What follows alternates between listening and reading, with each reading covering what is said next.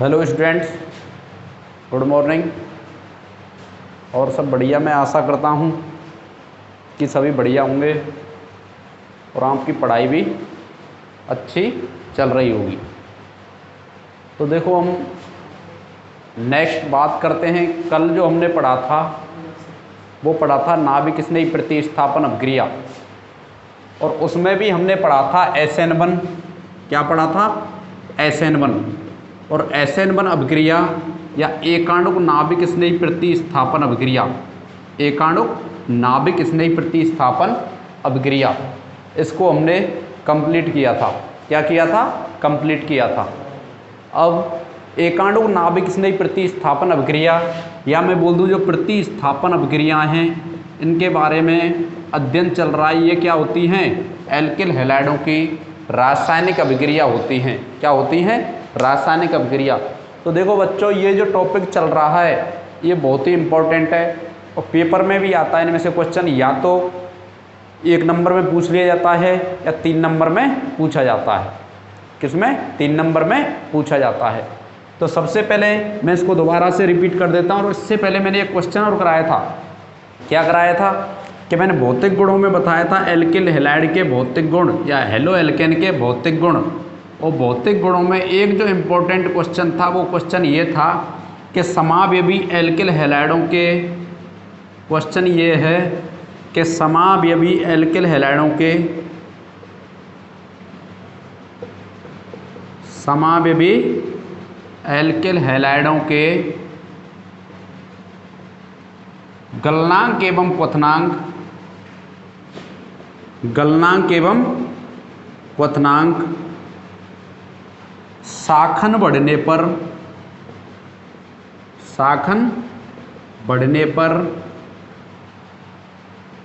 या alkyl group का शाखन होने पर क्या होते हैं? कम होते हैं। क्या होते हैं? कम होते हैं। क्या कारण है कि समावयवी एल्किल हैलाइड में, समावयवी एल्किल हैलाइड में शाखन बढ़ने पर, शाखन बढ़ने पर किसके? क्वथनांक और गलनांकों के मान कम होते हैं। क्या होते हैं? कम होते हैं। तो इसका कारण मैंने कल समझाया था और इसको मैं एक बार और समझा देता हूँ, जबकि आप में क्या है, दिमाग में फिट हो जाए। क्या हो जाए? फिट हो जाए। देखो कैसे मैंने बताया था क्वथनांक। क्या बताया था? क्वथनांक डायरेक्टली प्रोपोर्शनल या इनडायरेक्टली प्रोपोर्शनल होता है शाखन के। किसके? शाखन के। डायरेक्टली प्रोपोर्शनल टू होता है पृष्ठीय क्षेत्रफल के, पृष्ठीय क्षेत्रफल के। और डायरेक्टली प्रोपोर्शनल टू होता है किसके? वान डर वाल्स आकर्षण बलों के, वान डर वाल्स आकर्षण बलों के। तो देखो, समावयवी एल्किल हैलाइड मैंने बताया था, एक तो तृतीयक ब्यूटिल हैलाइड। क्या बताया था? तृतीयक ब्यूटिल हैलाइड। और इसके बाद मैंने बताया था आइसोब्यूटिल हैलाइड। क्या बताया था? Isobutyl halide. और इसके बाद बताया था मैंने एन ब्यूटिल हैलाइड या एन ब्यूटिल क्लोराइड। Cl ले लूँ तो क्या हो जाएगा? क्लोराइड। तो यहाँ पर देखो, ये तृतीयक ब्यूटिल क्लोराइड है। क्या है? तृतीयक ब्यूटिल क्लोराइड। टर्सरी ब्यूटिल क्या है? क्लोराइड है। क्या है? क्लोराइड है। और ये इसकी बात करें हम, इसकी बात करें हम, क्या है ये? आइसोब्यूटिल। क्या है? Isobutyl chloride, isobutyl chloride. और नेक्स्ट इसकी बात करें हम, ये क्या है? N butyl chloride, n butyl chloride. क्या है? N butyl chloride. तो देखो बच्चों, क्वथनांक आपको पता है कि इधर से लेफ्ट से राइट की तरफ चल रहे हैं, तो यहाँ पर शाखन क्या होता जा रहा है? कम होता जा रहा है। क्या हो रहा है? कम हो रहा है। शाखन का मतलब है एक ही कार्बन परमाणु पर एल्किल ग्रुप या एक या अधिक कार्बन परमाणु पर एल्किल ग्रुपों की संख्या क्या होती जा रही है? बढ़ती जा रही है। अर्थात एल्किल ग्रुपों का क्या हो रहा है? झुंड बन रहा है। क्या हो रहा है? झुंड बन रहा है। या मैं बोल दूं कि हम लेफ्ट से राइट की तरफ चल रहे हैं।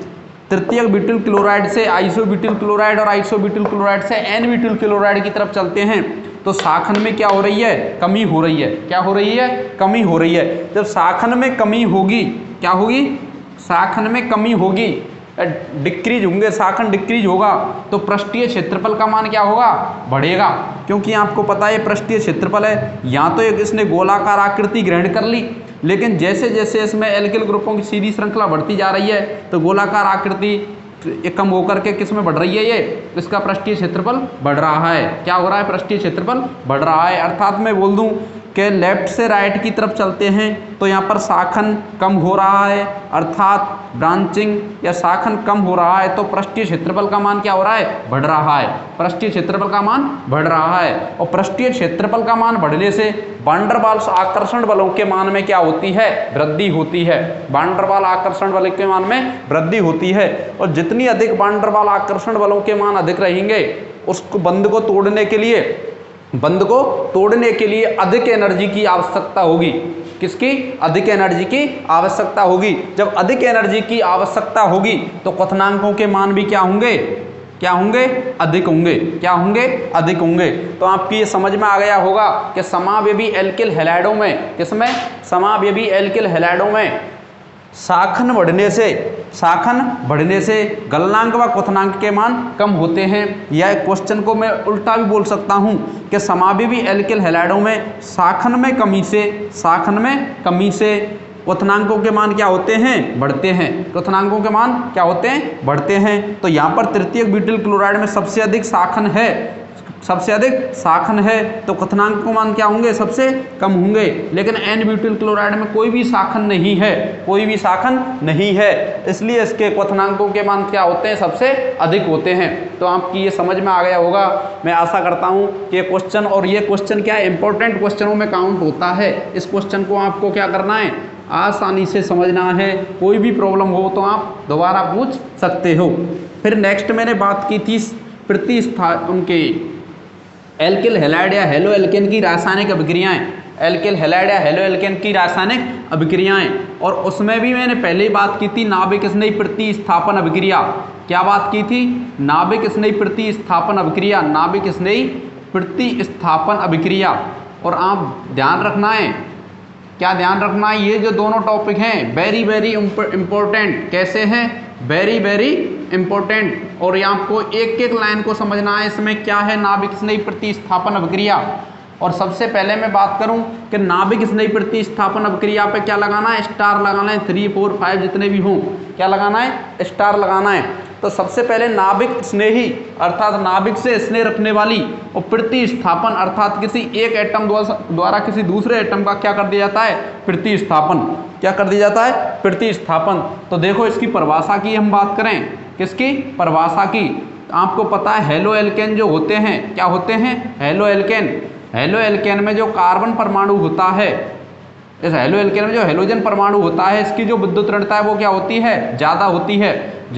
तो बंध के इलेक्ट्रॉन को क्या कर लेता है, अपनी तरफ आकर्षित कर लेता है। और कार्बन परमाणु जो होता है, कार्बन परमाणु पर क्या होती है, विद्युत ऋणता कम होती है, और ये बंध के इलेक्ट्रॉनों को दे देता है, इसलिए इस पर क्या आ जाता है, पार्शियली पॉजिटिव चार्ज, और हेलोजन पर पार्शियली नेगेटिव चार्ज। अब यहाँ पर कार्बन एटम पर इलेक्ट्रॉन डेंसिटी कम हो गई, या इलेक्ट्रॉन घनत्व में क्या हो गई, कमी हो गई। जब कार्बन एटम पर इलेक्ट्रॉन घनत्व में कमी होती है तो इस पर नाभिक स्नेही का क्या होगा, आक्रमण होगा। क्या होगा, आक्रमण होगा। और किसका निर्माण होगा, देखो ये NU और ये X- हैलाइडाइन, या इससे बोलते हैं अपशिष्ट समूह, निकलने वाला समूह, अपशिष्ट समूह। कौन सा है, हैलाइडाइन। कौन सा है, हैलाइडाइन। तो मैं इसकी परिभाषा बना सकता हूँ, क्या बना सकता हूँ, जब किसी हेलो एल्केन के हेलोजन परमाणु को, जब किसी हेलो एल्केन के हेलोजन परमाणु को किसी प्रबल नाभिक स्नेही द्वारा प्रतिस्थापित कर दिया जाता है, किसी प्रबल नाभिक स्नेही द्वारा प्रतिस्थापित कर दिया जाता है, तो इस प्रकार की अभिक्रिया को क्या कहते हैं, नाभिक स्नेही प्रतिस्थापन अभिक्रिया कहते हैं। दोबारा से, जब किसी हेलो एल्केन के हेलोजन परमाणु को, जब किसी हेलो एल्केन के हेलोजन परमाणु को किसी प्रबल नाभिक स्नेही द्वारा प्रतिस्थापित कर दिया जाता है, प्रबल नाभिक द्वारा प्रतिस्थापित कर दिया जाता है। तो इस प्रकार की अभिक्रिया को नाभिक स्नेही प्रतिस्थापन अभिक्रिया कहते हैं। नाभिक स्नेही प्रतिस्थापन अभिक्रिया कहते हैं। और यह जो अभिक्रिया होती है नाभिक स्नेही प्रतिस्थापन अभिक्रिया, नाभिक स्नेही प्रतिस्थापन अभिक्रिया, यह एल्किल हैलाइडों की, यह अभिक्रिया जो होती है, यह अभिक्रिया नाभिक स्नेही प्रतिस्थापन अभिक्रिया या एसएन जो अभिक्रिया होती है, यह एल्किल हैलाइडों की, किसकी? एल्किल हैलाइडों की अभिलाक्षणिक या कैरेक्टरिस्टिक अभिक्रिया होती है। क्या होती है? अभिलाक्षणिक या कैरेक्टरिस्टिक अभिक्रिया होती है। अर्थात जो एल्किल हैलाइड हैं ये नाभिक स्नेही प्रतिस्थापन अभिक्रिया देते हैं। क्या देते हैं? एल्किल हैलाइड नाभिक स्नेही प्रतिस्थापन अभिक्रिया देते हैं। अब बात करते हैं हम नाभिक स्नेही प्रतिस्थापन जो अभिक्रिया होती हैं ये दो प्रकार की होती हैं। कितने प्रकार की होती हैं? कितने प्रकार की होती हैं बच्चों? दो प्रकार की। दो प्रकार की कौन कौन सी होती हैं? पहली की यदि मैं बात करूं, unimolecular nucleophilic, unimolecular nucleophilic substitution, unimolecular nucleophilic substitution reaction, substitution reaction. Uni का मतलब होता है एक अणुक, यूनिमोलिकुलर का मतलब एक अणुक, न्यूक्लियोफिलिक नाभिक स्नेही, सब्स्टिट्यूशन मतलब प्रतिस्थापन, रिएक्शन मान ले अभिक्रिया। और इसको शॉर्ट में प्रदर्शित किया जाता है SN1। किसमें? SN1। वन का मतलब होता है यूनिमोलिकुलर और N का मतलब होता है न्यूक्लियोफिलिक, S का मतलब सब्स्टिट्यूशन। अर्थात मैं हिंदी में बात करूं तो एक अणुक नाभिक स्नेही, एक अणुक नाभिक स्नेही प्रतिस्थापन, एक अणुक नाभिक स्नेही प्रतिस्थापन अभिक्रिया, एक अणुक नाभिक स्नेही प्रतिस्थापन अभिक्रिया। नेक्स्ट जो सेकंड टाइप की होती है वो होती है बाईमोलिक्यूलर। क्या होती है? Bimolecular nucleophilic, bimolecular nucleophilic substitution, nucleophilic substitution reaction, bimolecular nucleophilic substitution reaction, इसको प्रदर्शित किया जाता है SN2। किसने? SN2। 2 का मतलब होता है बाईमोलिक्यूलर, बाईमोलिक्यूलर को हिंदी में बोलते हैं दो अणुक। N का मतलब न्यूक्लियोफिलिक, न्यूक्लियोफिलिक का मतलब होता है नाभिक स्नेही, S का मतलब सब्स्टिट्यूशन। या इस अभिक्रिया को हिंदी में बात करें तो इसको बोलते हैं दो अणुक। क्या बोलते हैं? दो अणुक नाभिक स्नेही, दो अणुक नाभिक स्नेही प्रतिस्थापन, दो अणुक नाभिक स्नेही प्रतिस्थापन अभिक्रिया, दो अणुक नाभिक स्नेही प्रतिस्थापन अभिक्रिया। तो सबसे पहले इसके दो टाइप नाभिक स्नेही प्रतिस्थापन अभिक्रिया के, एक तो एक अणुक नाभिक स्नेही प्रतिस्थापन अभिक्रिया और दूसरी की बात करें तो दो अणुक नाभिक स्नेही प्रतिस्थापन अभिक्रिया, दो अणुक नाभिक स्नेही प्रतिस्थापन अभिक्रिया। तो हम पहली की बात करते हैं एक अणुक नाभिक स्नेही प्रतिस्थापन अभिक्रिया की, एक अणुक नाभिक स्नेही प्रतिस्थापन अभिक्रिया की। एक अणुक नाभिक स्नेही प्रतिस्थापन अभिक्रिया किसे कहते हैं और ये कैसे संपन्न होती है? कितने पदों में संपन्न होती है? इसमें क्या बनता है? क्या बनता है और उत्पाद के रूप में क्या प्राप्त होता है? ये आपको समझ में आना चाहिए। तो सबसे पहले मैं बात करता हूँ SN1 अभिक्रिया की। किसकी? SN1 अभिक्रिया, unimolecular nucleophilic substitution reaction, unimolecular nucleophilic substitution reaction. तो यूनिमोलिकुलर न्यूक्लियोफिलिक सब्स्टिट्यूशन रिएक्शन में मैंने कल बताया था कि क्या बताया था? वह अभिक्रिया हेलो एल्केन की, वह अभिक्रिया जिसमें अभिकारक अणु की जो सांद्रता है या अभिक्रिया का जो वेग है, अभिक्रिया का जो वेग है केवल एक अभिकारक अणु की सांद्रता पर निर्भर करता है। वे प्रतिस्थापन अभिक्रियाएं, वे नाभिक स्नेही प्रतिस्थापन अभिक्रियाएं जिनमें अभिक्रिया का वेग, वे नाभिक स्नेही, या मैं परिभाषा लिखूं, वे नाभिक स्नेही प्रतिस्थापन, नाभिक स्नेही प्रतिस्थापन अभिक्रियाएं, प्रतिस्थापन अभिक्रियाएं जिनमें अभिक्रिया का वेग, जिनमें अभिक्रिया का वेग केवल एक अभिकारक अणु की, केवल एक अभिकारक अणु की सांद्रता पर केवल एक अभिकारक अणु की सांद्रता पर निर्भर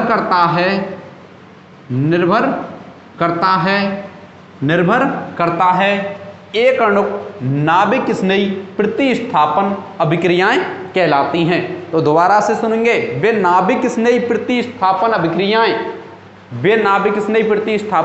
अभिक्रियाएं जिनमें अभिक्रिया का वेग केवल एक अभिकारक अणु की सांद्रता पर निर्भर करता है। एक अभिकारक अणु की सांद्रता पर निर्भर करता है। एक अणुक नाभिक स्नेही प्रतिस्थापन अभिक्रियाएं कहलाती हैं। एक अणुक नाभिक स्नेही प्रतिस्थापन अभिक्रियाएं कहलाती हैं। इनको हम किसके द्वारा समझ सकते हैं?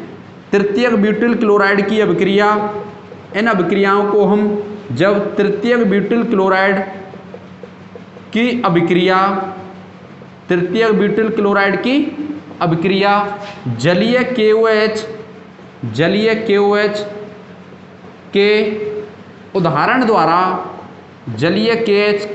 के उदाहरण द्वारा समझ सकते हैं। क्या कर सकते हैं? SN1 अभिक्रिया को तृतीयक ब्यूटिल क्लोराइड या हैलाइड की अभिक्रिया की तृतीयक ब्यूटिल हैलाइड की अभिक्रिया जब जलीय KOH के साथ कराते हैं तो इसके एग्जाम्पल द्वारा समझ सकते हैं। कैसे? देखो, सबसे पहले ये तृतीयक ब्यूटिल हैलाइड या क्लोराइड कुछ भी लिख सकते हैं। ये क्या ले लूँ मैं? क्लोराइड या ब्रोमाइड ले लो। क्या ले लो? ब्रोमाइड। इसकी अभिक्रिया में जलीय KOH के साथ करूं। किसके साथ? जलीय KOH। ध्यान रखना है, जलीय KOH लेना है, एक्वस KOH लेना है, एक्वस KOH लेना है, एल्कोहलिक KOH नहीं लेना है, एल्कोहल नहीं लेना है। एल्कोहल में तो एल्कीन बनेगी, यहाँ पर किसका? एल्कोहल का निर्माण होता है।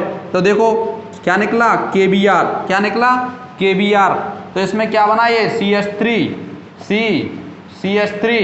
CH3 और क्या बना? एल्कोहल। क्या बना? एल्कोहल। और क्या बाहर निकला? KCl। क्या बाहर निकला? KCl। ये क्या है? तृतीयक ब्यूटिल ब्रोमाइड। सॉरी, KCl नहीं, KBr, यहाँ पर Br लिया है मैंने। क्या निकला? Br। ये क्या है? तृतीयक ब्यूटिल ब्रोमाइड। क्या है? तृतीयक ब्यूटिल ब्रोमाइड। और इस तृतीयक ब्यूटिल ब्रोमाइड की अभिक्रिया किससे कराएं? इससे, जलीय KOH से। किससे? जलीय KOH से। तो तृतीयक ब्यूटिल एल्कोहल का निर्माण होता है। किसका निर्माण होता है? तृतीयक ब्यूटिल एल्कोहल का निर्माण होता है। और अपशिष्ट समूह के रूप में क्या निकलता है? KBr या पोटेशियम ब्रोमाइड। KBr या पोटेशियम ब्रोमाइड। तो अब ये जो अभिक्रिया है ये दो पदों में संपन्न होती है। अर्थात मैं बोल सकता हूँ कि SN1 जो अभिक्रिया है इसकी क्रियाविधि पढ़ेंगे। अब क्या पढ़ेंगे? क्रियाविधि। और क्रियाविधि में हम देखते हैं यह अभिक्रिया दो पदों में संपन्न होती है। कितने पदों में? दो पदों में संपन्न होती है। कैसे होती है?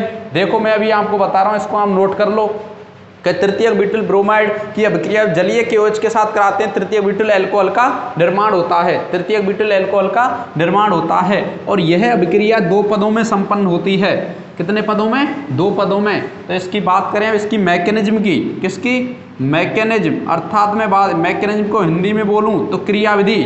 क्या बोलूं? क्रियाविधि। क्या बोलूं? क्रियाविधि या मैकेनिज्म। और मैकेनिज्म की बात करूं तो यह अभिक्रिया या रिएक्शन, यह रिएक्शन दो पदों में कार्बोकैटायन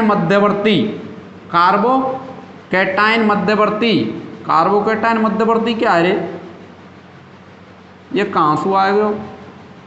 कार्बोकैटायन मध्यवर्ती के माध्यम से, कार्बोकैटायन मध्यवर्ती के माध्यम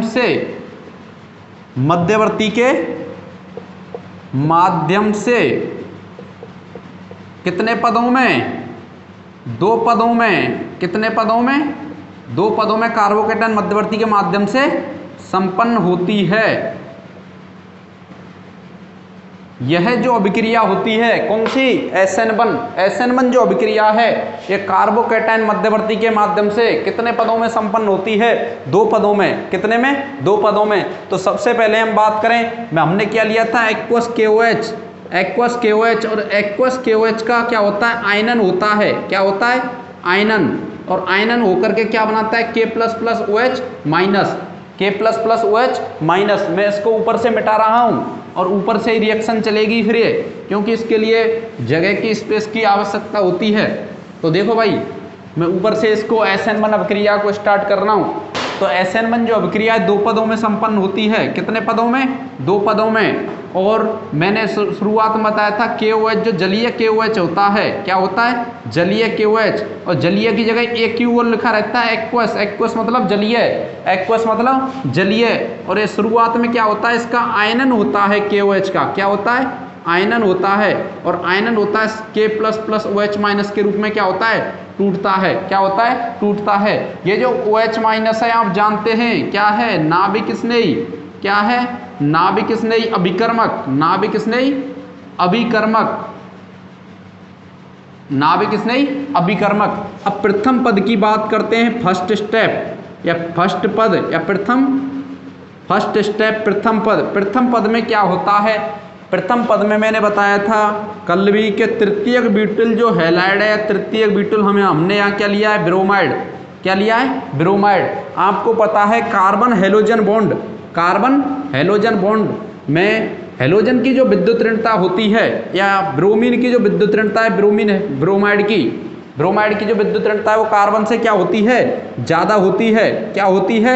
ज़्यादा होती है। तो ये क्या करता है? बंद के इलेक्ट्रॉनों को अपनी तरफ लेता है, बंद के इलेक्ट्रॉनों को अपनी तरफ लेता है। और हम सभी जानते हो जो ज़्यादा बलशाली होता है, ज़्यादा बलशाली होता है, या इस एग्जाम्पल से समझते हैं कि आपको पता है कि रस्सा दो लड़के और उनसे रस्सा खिंचवाया जाता है, एक उधर कर दिया जाता है, एक इधर। जो बलशाली होता है वो क्या कर लेता है? रस्से को खींच लेता है अपनी तरफ। ऐसे ही यहाँ पर हेलोजन परमाणु जो Br है, ब्रोमाइड है, इसकी विद्युत ऋणता क्या होती है? ज़्यादा होती है। क्या होती है? ज़्यादा होती है। इसकी अधिक विद्युत ऋणता के कारण ये बंद के इलेक्ट्रॉनों को क्या कर लेता है? अपनी तरफ खींच लेता है। और इस पर नेगेटिव चार्ज, इस पर क्या आ जाता है? Positive charge. अर्थात यहाँ पर ये कार्बोकैटायन मध्यवर्ती का निर्माण होता है, कार्बोकैटायन मध्यवर्ती का निर्माण होता है। और Br- ये क्या है?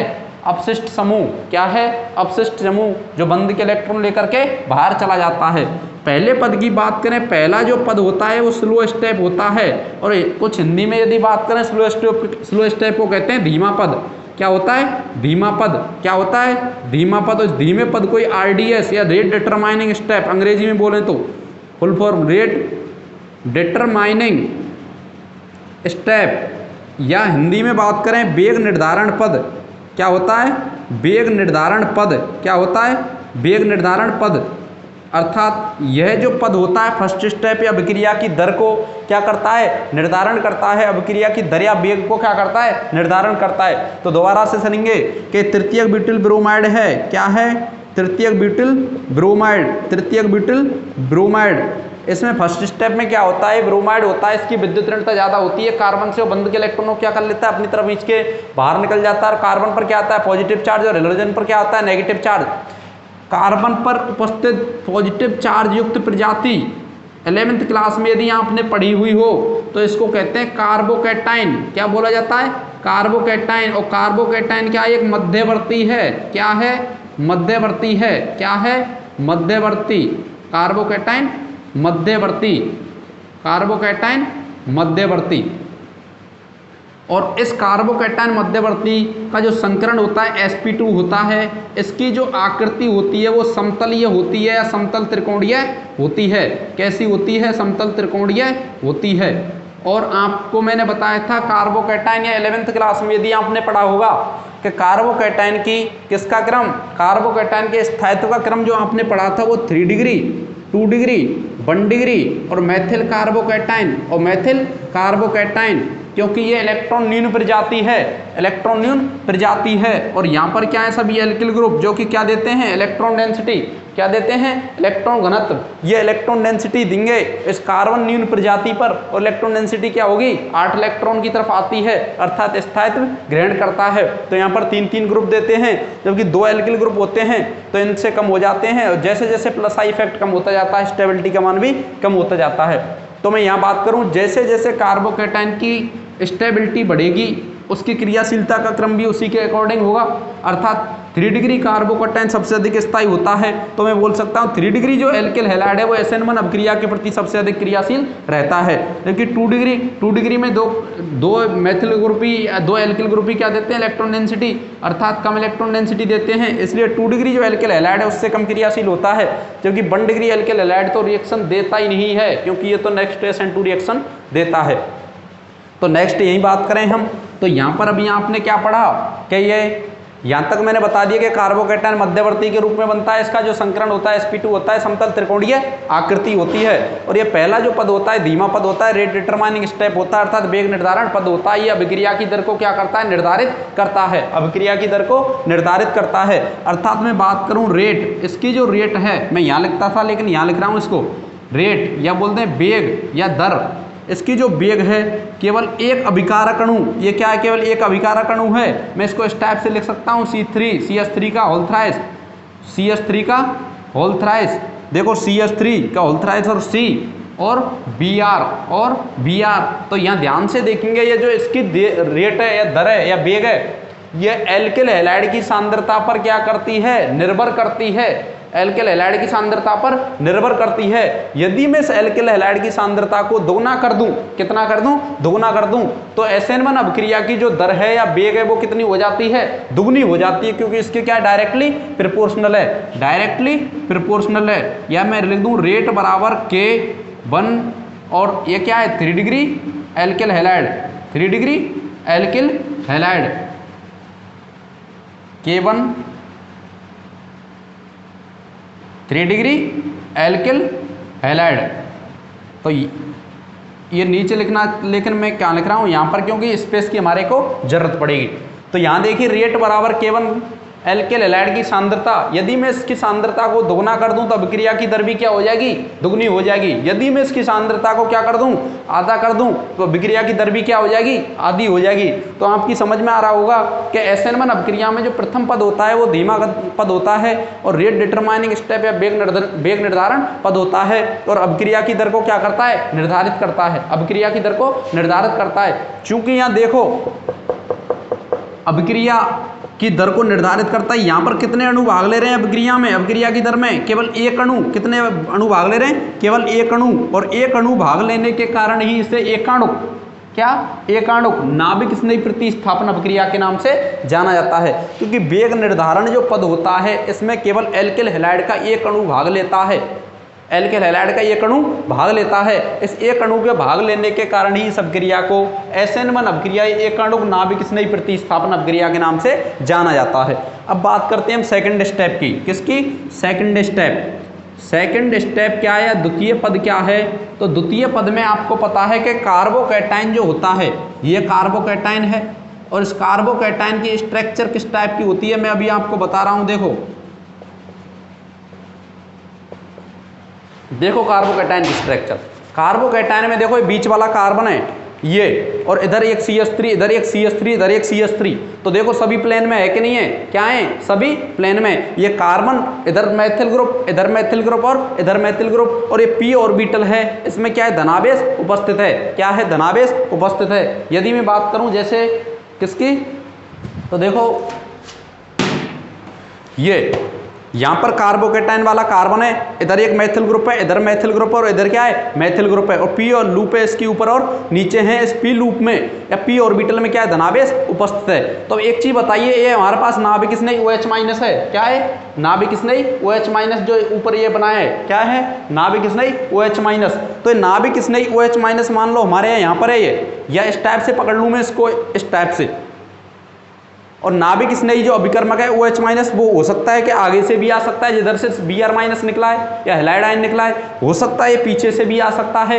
इसके दो प्रकार की कंडीशन होती हैं, कितनी कंडीशन, दो प्रकार की। हो सकता है कि जिधर से वो हैलाइड आयन या Br माइनस निकला है उधर से ही आ जाए, और हो सकता है वो पीछे से अटैक कर दे, पीछे से अटैक करते। तो दो प्रकार की कंडीशन क्यों होती हैं, क्योंकि जो कार्बोकैटायन होता है उसकी समतल क्या होती है, समतल त्रिकोणीय आकृति होती है। समतल में होता है तो ऊपर से भी आ सकता है और नीचे से भी आ सकता है, और नीचे, ऊपर और नीचे से दोनों तरफ से यदि ये आ सकता है तो दो प्रकार के उत्पाद हो सकता है, इधर से आ सकता है, ये इधर से भी आ सकता है। तो दोनों प्रकार के उत्पाद बनने की क्या होती है, संभावना होती है। क्या होती है, संभावना। एक तो यह संभावना होती है कि जिधर से हमारा एल्किल हैलाइड निकला है उधर से ही क्या इसका अटैक हो जाए, OH माइनस का। और दूसरी जो संभावना ये बनती है कि जिधर से एल्किल हैलाइड ग्रुप निकला, जिधर से हैलाइड ग्रुप निकला है उधर के विपरीत से OH माइनस का क्या हो जाए, अटैक हो जाए, विपरीत से OH माइनस का अटैक हो जाए।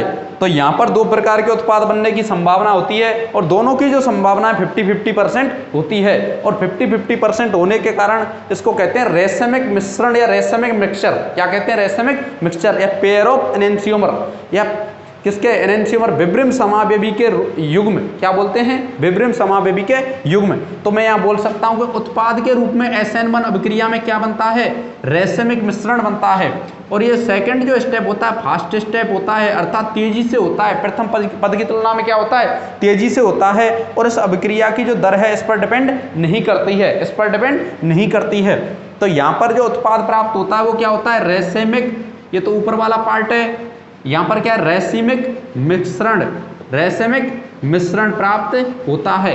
तो दोबारा से एक बार सुनेंगे कि तृतीयक ब्यूटिल ब्रोमाइड, यहाँ पर इसकी रिएक्शन, इसमें हेलोजन ब्रोमाइड आयन है, इसकी विद्युत ऋणता ज्यादा है तो बंध के इलेक्ट्रॉन क्या कर लिए, इसने अपनी तरफ खींच लिया और इस पर कार्बन पर पॉजिटिव चार्ज और Br पर नेगेटिव चार्ज। धनावेश से युक्त कार्बन कार्बनिक प्रजाति क्या कहलाती है, कार्बोकैटायन। क्या कहलाती है, कार्बोकैटायन। और यहाँ पर कार्बोकैटायन जो स्ट्रक्चर है वो क्या होती है, समतल त्रिकोणीय, क्योंकि संकरण क्या होता है, कार्बोकैटायन का sp2 होता है। तो यहाँ यदि बात करें क्रियाशीलता की एल्किल हैलाइडों की, तो आपको पता है कि कार्बोकैटायन की जितना स्थायित्व का ऑर्डर होता है वो एल्किल हैलाइड की क्रियाशीलता का भी उतना ही क्रम होता है। तो इसमें कार्बोकैटायन की जो स्थायित्व का क्रम है वो 3 डिग्री, 2 डिग्री, 1 डिग्री और मेथिल कार्बोकैटायन, मेथिल कार्बोकैटायन। तो इसमें एल्किल ब्रोमाइड या एल्किल हैलाइड की क्रियाशीलता का भी क्रम क्या होगा, 3 डिग्री एल्किल हैलाइड सबसे अधिक क्रियाशील रहेगा, उसके बाद 2 डिग्री एल्किल हैलाइड और उसके बाद 1 डिग्री एल्किल हैलाइड। और सबसे बाद जो क्रियाशील एल्किल हैलाइड रहता है या नहीं भी करता है ये रहता है मेथिल हैलाइड। क्या रहता है, मेथिल हैलाइड।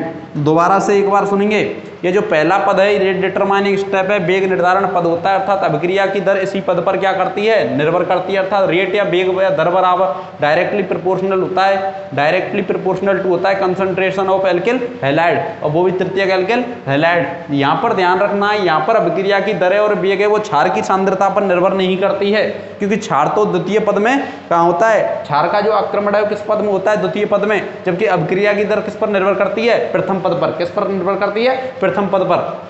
तो यहाँ पर अभिक्रिया की दर प्रथम पद पर निर्भर करती है और इस प्रथम पद में एल्किल हैलाइड का केवल एक अणु भाग लेता है, इसलिए इस अभिक्रिया को एक अणु नाभिक स्नेही प्रतिस्थापन अभिक्रिया के नाम से जाना जाता है।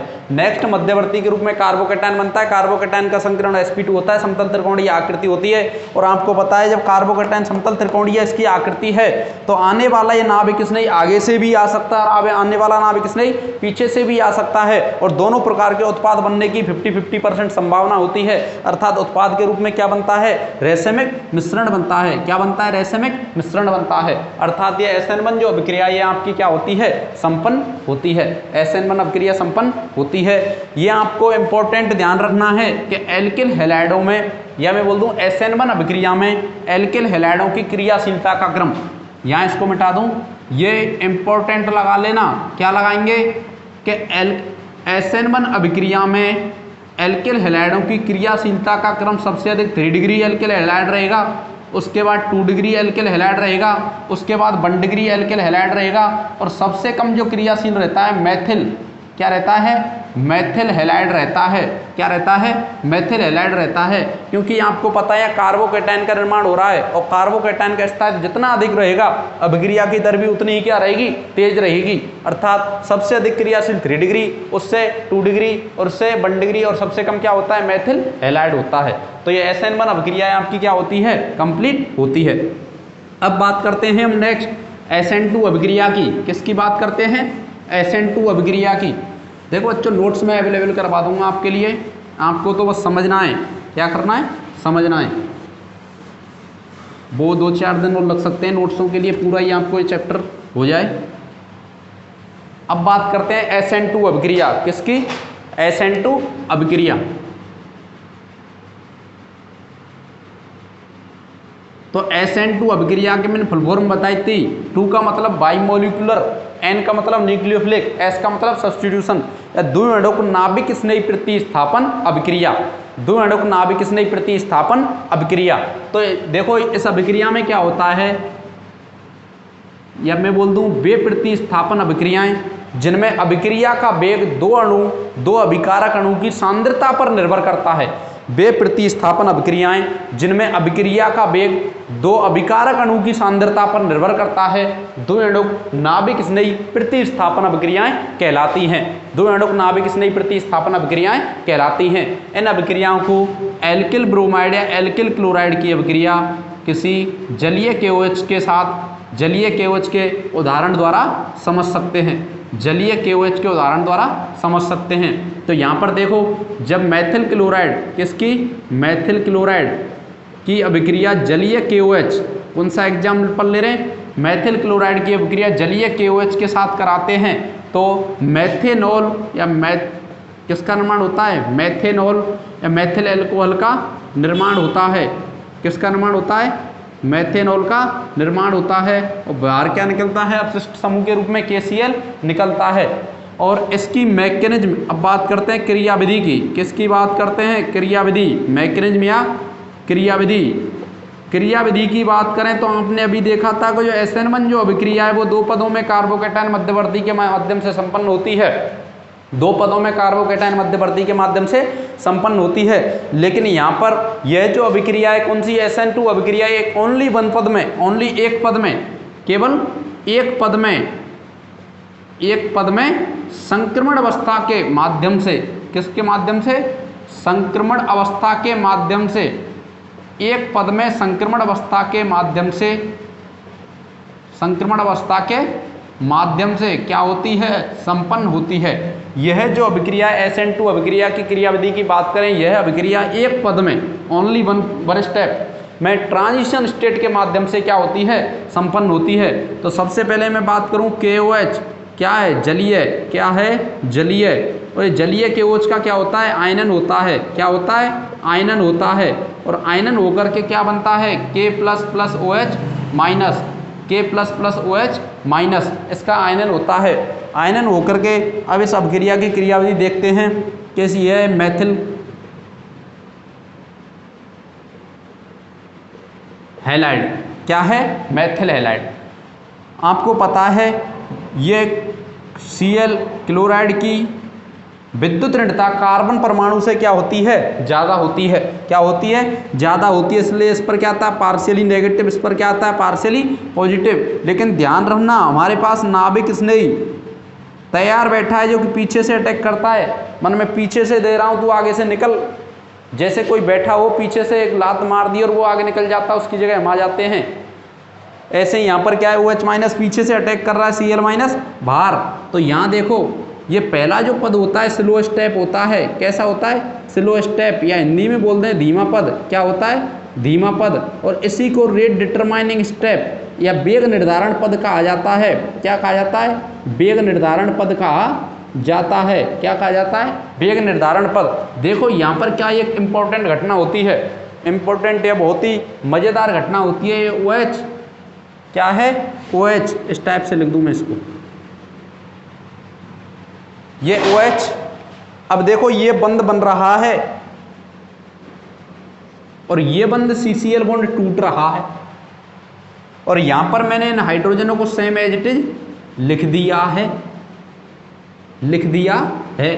तो यहां देखो कि यहां पर क्या है कि हेलोजन परमाणु बंद के इलेक्ट्रॉन लेकर के जा रहा है लेकिन पूर्णतः नहीं लिया है, इसलिए पार्शियली नेगेटिव, कुछ इलेक्ट्रॉन डेंसिटी ली है।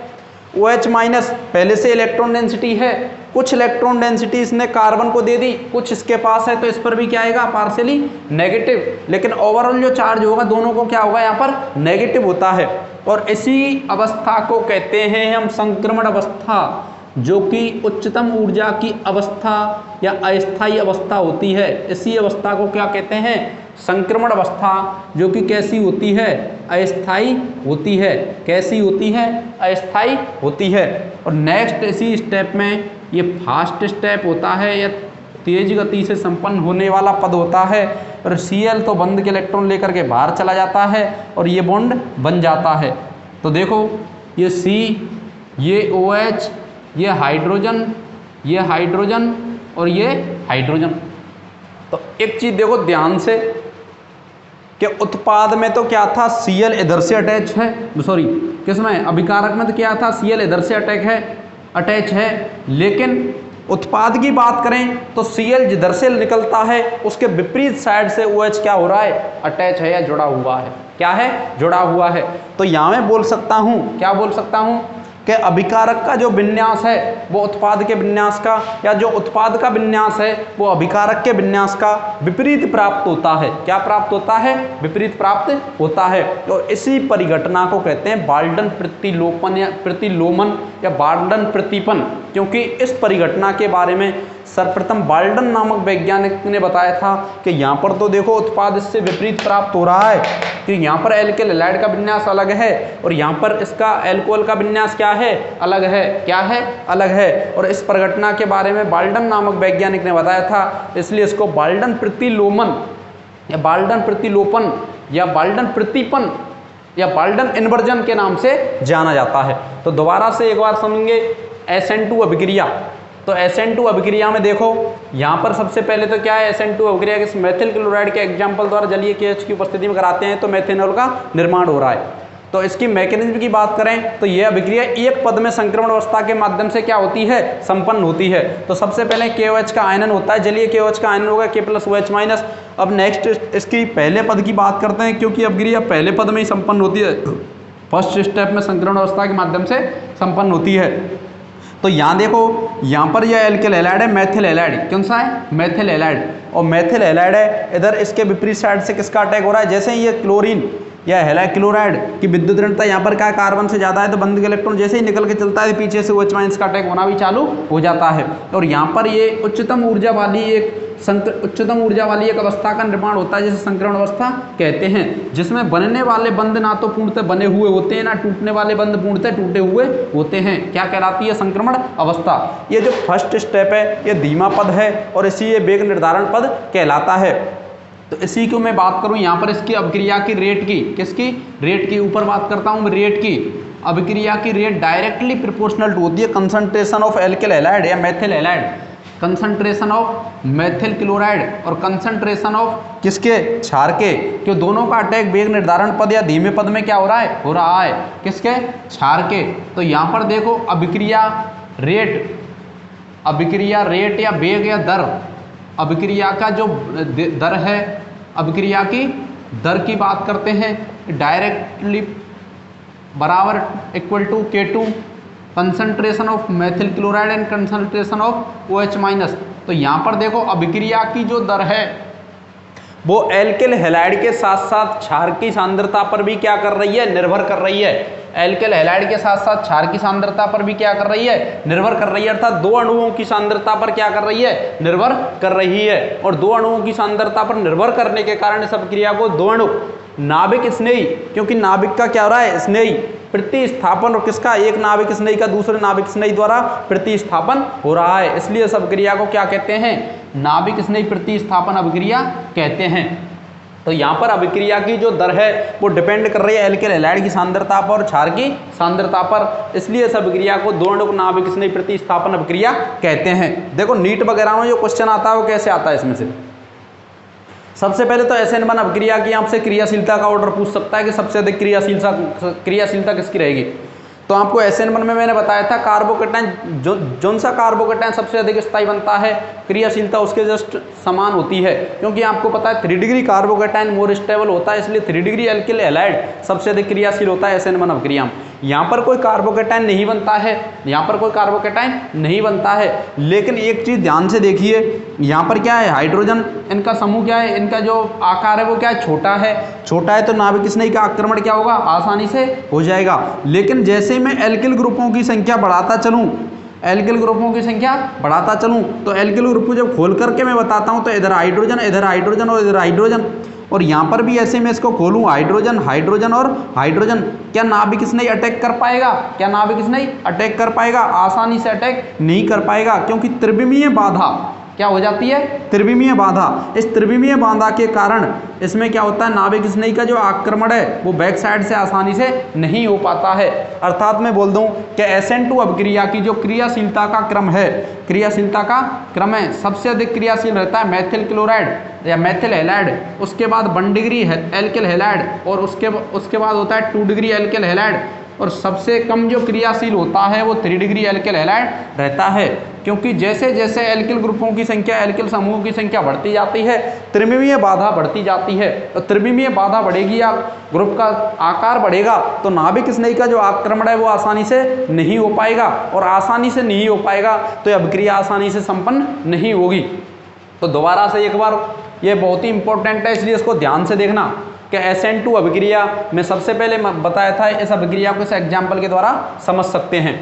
और इसकी फिर मैंने बताया था ये एक पद में संक्रमण अवस्था के माध्यम से क्या होती है, संपन्न होती है। क्या होती है, संपन्न होती है। तो सबसे पहले KOH का मैंने आयनन किया था, K + OH- OH- क्या, ये आक्रमणकारी अभिकर्मक, आक्रमणकारी नाभिक स्नेही, आक्रमणकारी नाभिक स्नेही अभिकर्मक है, ये आक्रमणकारी नाभिक स्नेही अभिकर्मक, आक्रमणकारी नाभिक स्नेही अभिकर्मक, सॉरी। यहाँ पर मेथिल क्लोराइड है, मेथिल क्लोराइड की किसी क्षार के साथ रिएक्शन कराने OH-, तो यहाँ पर एक उच्चतम ऊर्जा वाली संक्रमण अवस्था क्या होता है, निर्माण होता है। ये पहला पद होता है, धीमा पद होता है, रेट डिटरमाइनिंग स्टेप होता है। और यहाँ पर संक्रमण अवस्था में इसमें बनने वाले बंध ना तो पूर्णतः बने हुए होते हैं, क्योंकि ये बंध बन रहा होता है लेकिन बना नहीं है, और ये बंध टूट रहा है लेकिन टूटा नहीं है, इसलिए इसको क्या कहते हैं, उच्चतम ऊर्जा की क्या कहते हैं, अस्थायी अवस्था या संक्रमण अवस्था। और सेकंड स्टेप में Cl क्या हो जाता है, बाहर निकल जाता है, अल्कोहल का निर्माण होता है। तो आपकी समझ में आ गया SN1 और SN2। अब मैं दोनों में अंतर देखता हूं, तो यहां पर देखिए, सबसे पहले बताइए SN1 अभिक्रिया में अभिकारक अणु की जो सांद्रता है केवल एक एल्किल हैलाइड में अभिक्रिया की जो दर है केवल एक अभिकारक अणु की सांद्रता पर निर्भर कर रही थी।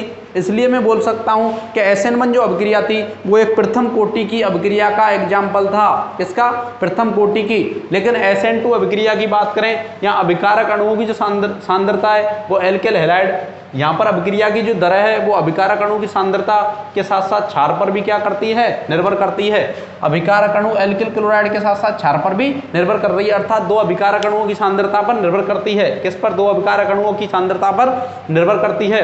और दो अभिकारक अणुओं की सांद्रता पर निर्भर करने के कारण इस अभिक्रिया को द्वितीय कोटि की अभिक्रिया कहते हैं। क्या कहते हैं, द्वितीय कोटि की अभिक्रिया कहते हैं। तो देखो बच्चों, ये आपकी कंप्लीट होती है।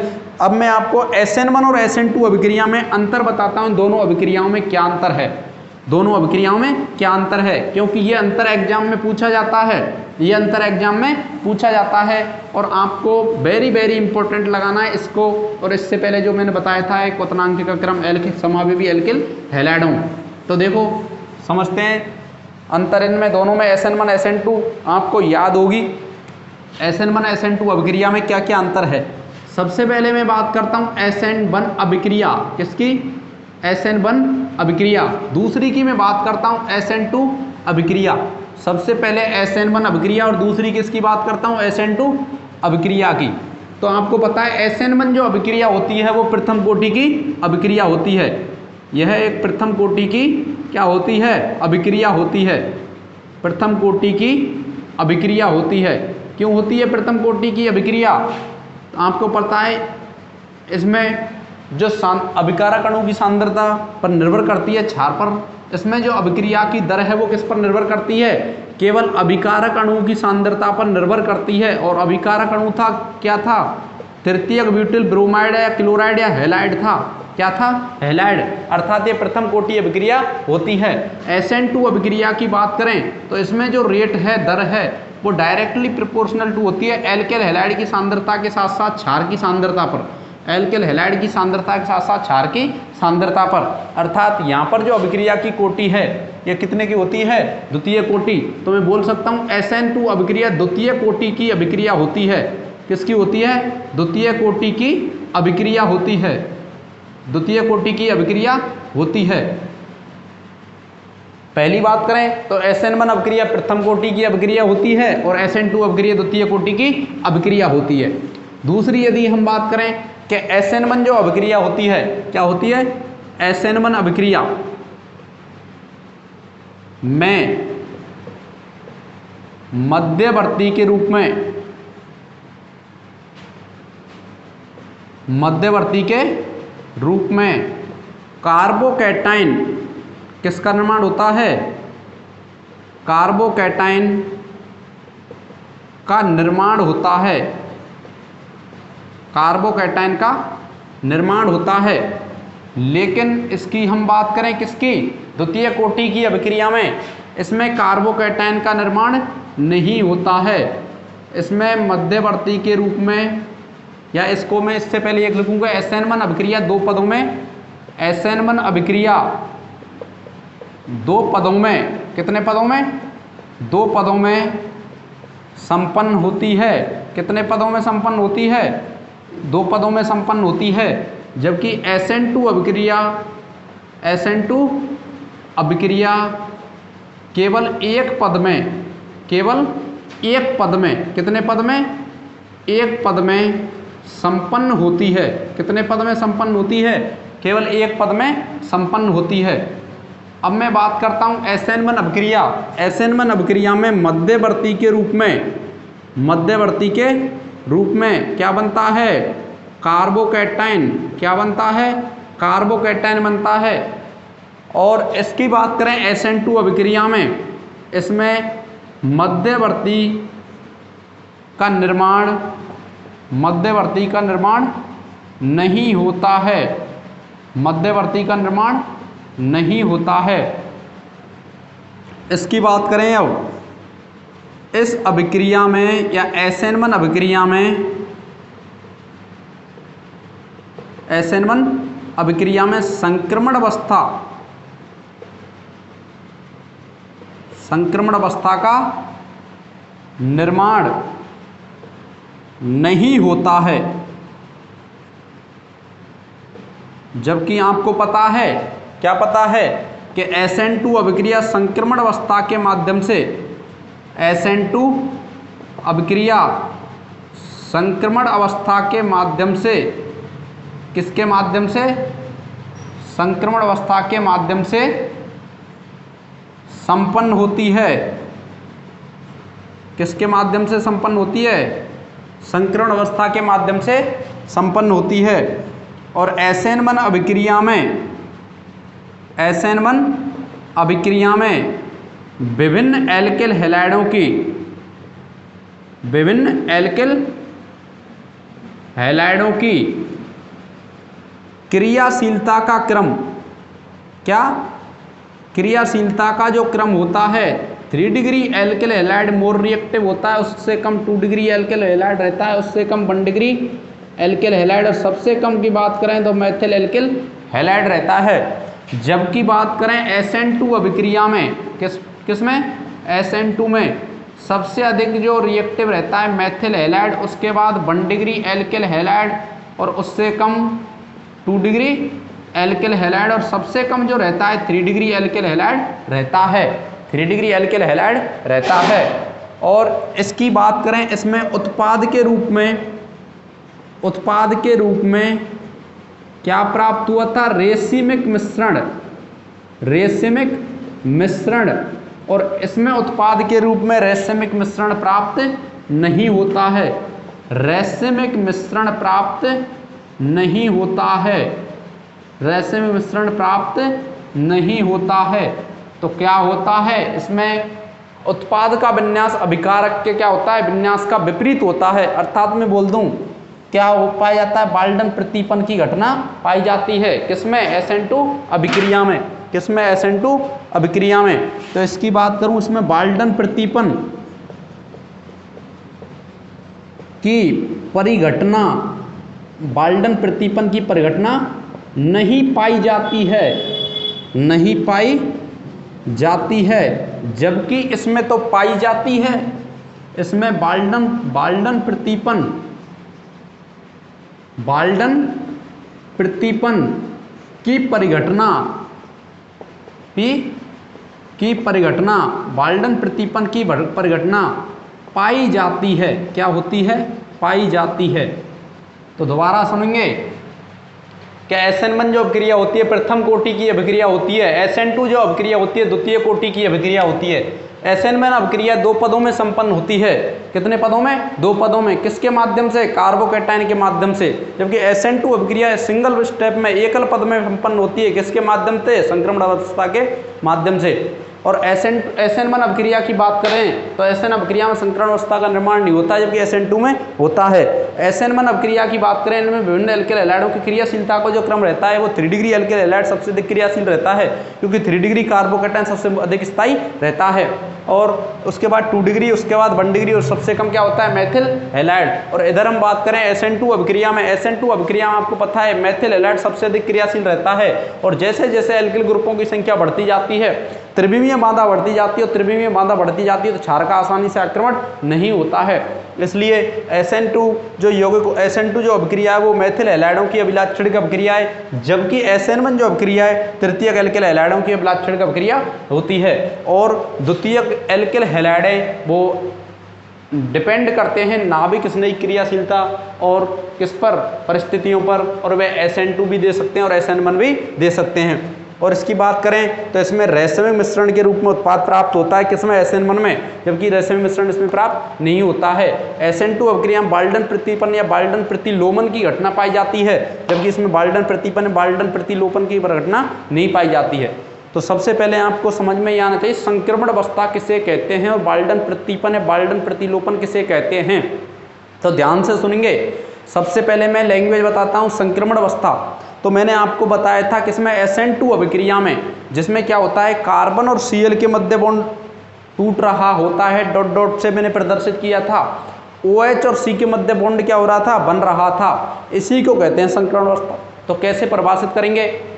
कैसे परिभाषित करेंगे कि SN2 अभिक्रिया में बनने वाली SN2 अभिक्रिया में बनने वाली उच्चतम ऊर्जा वाली वह अवस्था, उच्चतम ऊर्जा वाली वह अवस्था जिसमें बनने वाले बंध ना तो पूर्णतः बने हुए होते हैं, ना ही टूटने वाले बंध पूर्णतः टूटे हुए होते हैं। ना तो बनने वाले बंध पूर्णतः बने हुए होते हैं और ना ही टूटने वाले बंध पूर्णतः टूटे हुए होते हैं। क्या कहलाती है? संक्रमण अवस्था या ट्रांजिशन स्टेट कहलाती है। और ये SN2 अभिक्रिया में क्या होती है? पाई जाती है। अब बात करते हैं बाल्डन प्रतिपन या बाल्डन प्रतिलोमन की घटना। तो आपने SN2 अभिक्रिया में ही पढ़ा था। क्या पढ़ा था? कि नाभिक स्नेही का जो आक्रमण है OH- का, वो इसमें मैथिल हैलाइड में पीछे से अटैक होता है। कहाँ से अटैक होता है? पीछे से, क्योंकि आगे से तो Cl है, हैलाइड है, तो आगे से तो अटैक करेगा तो Cl है, और अटैक करेगा तो तुमको पता है हैलाइड भी नेगेटिव चार्ज लेकर निकल रहा है और OH- नेगेटिव चार्ज लेकर के आ रहा है। और समान जो प्रजाति होती है एक दूसरे को क्या करती हैं? रिपेल करती हैं। क्या करती हैं? रिपेल करती हैं, प्रतिकर्षित करती हैं। इस प्रतिकर्षण के कारण जो आने वाला नाभिक स्नेही है उसका किससे अटैक होता है? पीछे से होता है। जबकि SN1 अभिक्रिया में आपने पढ़ा था पहले नाभिक स्नेही निकलता है, निकल के कार्बोकैटायन बनता है, फिर सेकंड स्टेप में OH- का अटैक होता है, जो आगे से भी हो सकता है और पीछे से भी हो सकता है। जबकि SN2 अभिक्रिया में आगे से नाभिक स्नेही का अटैक नहीं होता है, तो किससे होता है? पीछे से। और उत्पाद जो प्राप्त होता है और अभिकारक का विन्यास है, उत्पाद का विन्यास है, वो एक दूसरे क्या होता है? विपरीत। अर्थात मैं परिभाषा के रूप में बात करूं तो क्या करूं? वह SN2 अभिक्रिया में होने वाली वह परिघटना जिसमें SN2 अभिक्रिया में होने वाली वह परिघटना जिसमें उत्पाद का विन्यास, उत्पाद का कॉन्फ़िगरेशन अभिकारक के कॉन्फ़िगरेशन के विपरीत होता है। क्या होता है? विपरीत होता है। बाल्डन प्रतिपन या बाल्डन प्रतिलोमन की बाल्डन प्रतिलोमन कहलाता है। इस परिघटना के बारे में सर्वप्रथम बाल्डन नामक वैज्ञानिक ने बताया था। इसलिए इसको बाल्डन प्रतिपन या बाल्डन प्रतिलोमन क्या कहते हैं? बाल्डन प्रतिपन या बाल्डन प्रतिलोमन कहते हैं। तो देखो भाई, इस पर इससे संबंधित कुछ क्वेश्चन हैं जो आपको कमेंट्स में आंसर देने हैं, मेरे व्हाट्सएप पर करने हैं। क्या है क्वेश्चन? देखो 2-3 क्वेश्चन हैं।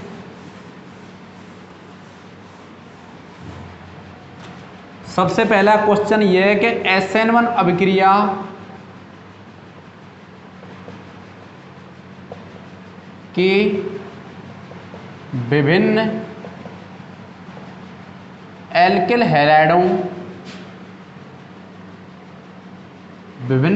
हैलाइडों के प्रति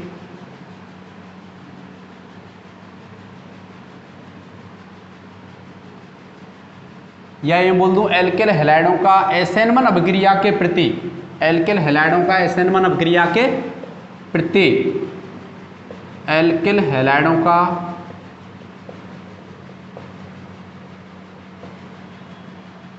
एल्किल हैलाइडों का SN1 और SN2 अभिक्रिया के प्रति, दो क्वेश्चन है इसमें, एक SN1 और एक SN2 अभिक्रिया के प्रति क्रियाशीलता, क्रियाशीलता का क्रम, क्रियाशीलता का क्रम बताइए, क्रियाशीलता का क्रम बताइए। ये क्वेश्चन फर्स्ट। क्वेश्चन सेकंड की मैं बात करता हूं कि SN1 अभिक्रिया में क्षार की सांद्रता, क्षार की सांद्रता को दुगना कर दिया जाए, क्षार की सांद्रता को दोगुना कर दिया जाए, दोगुना कर दिया जाए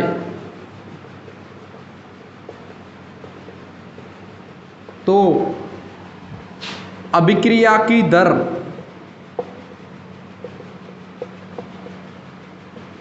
कितनी हो जाएगी, या अभिक्रिया की दर पर क्या प्रभाव पड़ेगा, अभिक्रिया की दर पर क्या प्रभाव पड़ेगा। ऐसे ही SN2 अभिक्रिया में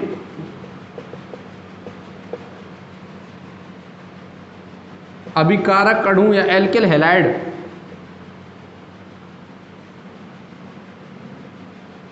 एल्किल हैलाइड और क्षार की सांद्रता को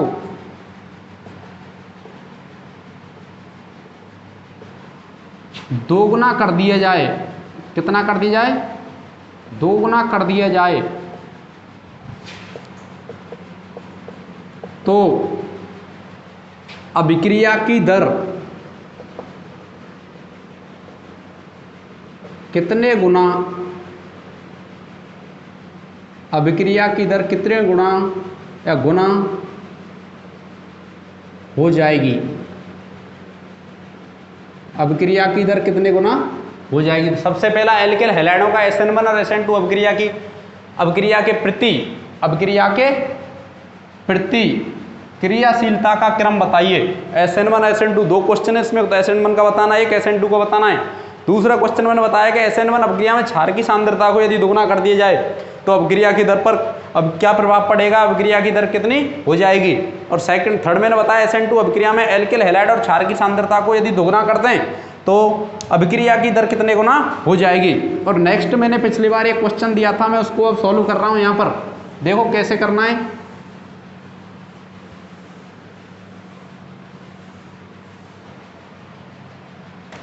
देखो ये क्वेश्चन दिया था मैंने, CH2OH और OH, और यहां पर मैंने दिया था थायोनिल क्लोराइड डार्जन अभिक्रिया किसकी उपस्थिति में होती है, डार्जन अभिक्रिया प्रीडीन की उपस्थिति में, किसकी में, प्रीडीन की। तो आपको सबसे पहले ये सेट करना है कि SO2 में ये निकलेगा ऑक्सीजन कि ये निकलेगा। भाई हमारे पास तो एक ही क्या दिया है, अभिकर्मक दिया है SO2, और कंडीशन किसमें, अभिकारक में दो दिए सबस्ट्रेट में। हो सकता है ये OH यहाँ से निकल जाए और एक HCl यहीं से निकल जाए और Cl यहीं चिपट जाए, और हो सकता है ये निकल जाए। लेकिन आपने 11वीं क्लास में अनुनादी संरचनाएं वगैरह पढ़ी हैं, आपको पता है ऑक्सीजन पर क्या होता है, इलेक्ट्रॉन युग्म, क्या होता है, इलेक्ट्रॉन युग्म। और ये इलेक्ट्रॉन जो युग्म है ये अनुनाद में चला जाता है, किसमें, अनुनाद में। अभी यहाँ पर सिंगल बॉन्ड कैरेक्टर थे एकल बंध के, क्या लक्षण थे, एकल बंध के लक्षण थे। लेकिन अब क्या है, डबल बॉन्ड के लक्षण आ जाएंगे। जैसे इधर अटैक हुआ, ये यहाँ पर ये सिंगल बॉन्ड की जगह क्या हो जाएगा, डबल बॉन्ड। लेकिन यहाँ देखिए यहाँ पर क्या ये अनुनाद है, चलो ये यहाँ आ जाएगा, यहाँ पर कोई है, ये का अंतरक्रम में double bond single bond double bond होना चाहिए। या lone pair single bond double bond होना चाहिए, या लोन पेयर तो है सिंगल बॉन्ड, यहाँ कोई डबल बॉन्ड है क्या, नहीं है। तो ये जो है इसमें क्या होते हैं, डबल बॉन्ड के लक्षण आ जाते हैं, और दो बंद के लक्षण आने के कारण ही यह इसमें डार्जन अभिक्रिया संपन्न नहीं होती है। तो इसमें किस में होती है, फिर बेंजिल अल्कोहल में होती है। तो मैं बोल सकता हूँ फिनोल वाले OH, फिनोल वाला OH है वो डार्जन अभिक्रिया में भाग नहीं लेता है, जबकि बेंजिल अल्कोहल वाला जो OH है वो किसमें, डार्जन अभिक्रिया में भाग लेता है। तो सबसे पहली जो अभिक्रिया होगी क्या होगी, ये डार्जन रिएक्शन, क्या होगी, डार्जन रिएक्शन। तो यहाँ भी आप देखेंगे ये क्या निकला, यहाँ से SO2, क्या निकला, SO2, और यहाँ से ये क्या निकलेगा, HCl, क्या निकलेगा, HCl, और ये क्या चिपट जाएगा यहाँ पर, Cl। तो देखो भाई ये एज इट इज, और ये CH2 और ये Cl, और ये प्रीडीन की उपस्थिति में होती है। और यहाँ पर क्या पता है आपको, CO2 SO2 निकलेगा जो कि किस अवस्था में, गैसियस स्टेट में, जो कि अभिक्रिया मिश्रण से बाहर निकलेगा, और HCl भी किस में, गैसियस स्टेट में, और ये भी अभिक्रिया मिश्रण से क्या होगा, बाहर निकल जाएगा, क्या होगा, बाहर निकल जाएगा, और शुद्ध उत्पाद हमको ये प्राप्त होगा, क्या होगा, ये प्राप्त होगा। तो जिसने नहीं किया है इसको अब कर लें, और जिसको और भी क्वेश्चन में कोई प्रॉब्लम हो तो मेरे व्हाट्सएप कमेंट्स कर सकता है, मैं उसको सॉल्यूशन बता दूंगा। तो थैंक यू बच्चों।